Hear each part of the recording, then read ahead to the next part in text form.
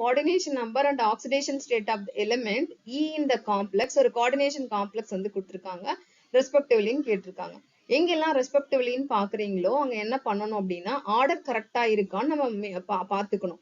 First coordination நம்பரும் அடுத்தது oxidation ஸ்டேட்டும் வருதா ஆப்ஷன்லன்னு பார்க்கணும்.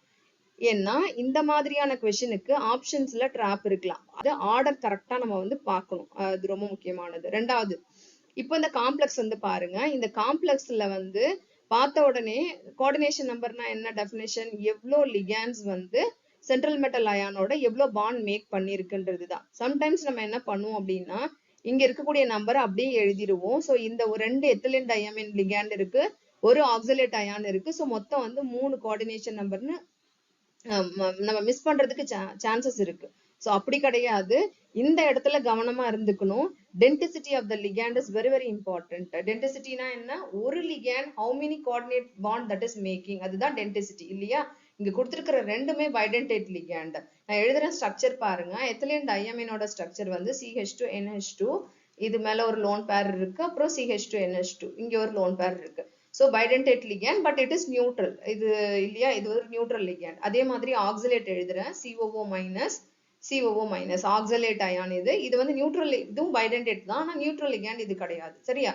சோ இங்க வந்து அது தேவையில்லை. எத்தனை பாண்ட் இது மேக் பண்ணுது அப்படின்னு பார்க்கணும். சோ 2 எத்திலின் டையமின் இருக்கு, ஒரு எத்திலின் டையமின் 2 பாண்ட் மேக் பண்ணுதுன்னா 4 bonds it will make, right?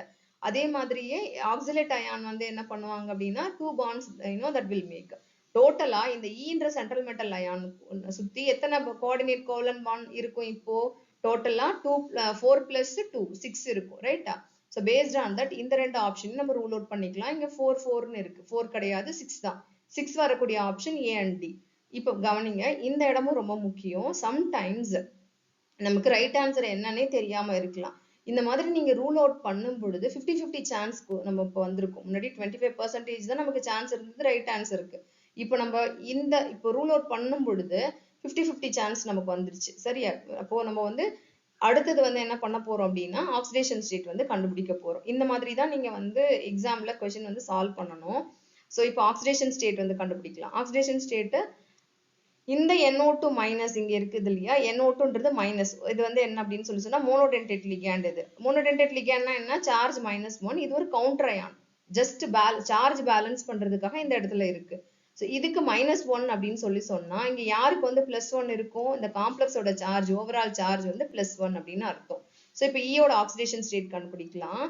E + 2 into 0 ஏன் போடுறேன், ஏன்னா எத்திலின் டையமின் மேல எந்த சார்ஜும் கிடையாது, அது நியூட்ரல் லிகேண்ட், 2 எத்திலின் டையமின் இருக்கு.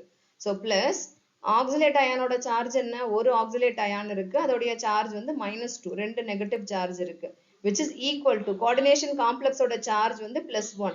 So if you solve this one, we will get E is equal to the -2 inside போச்சுன்னா +2, E is equal to +3. So அப்ப என்ன ஆன்சர் அப்படின்னு சொல்லி பாத்தீங்க அப்படின்னா ஆப்ஷன் D தான் வந்து கரெக்டான ஆன்சர், 6 and +3.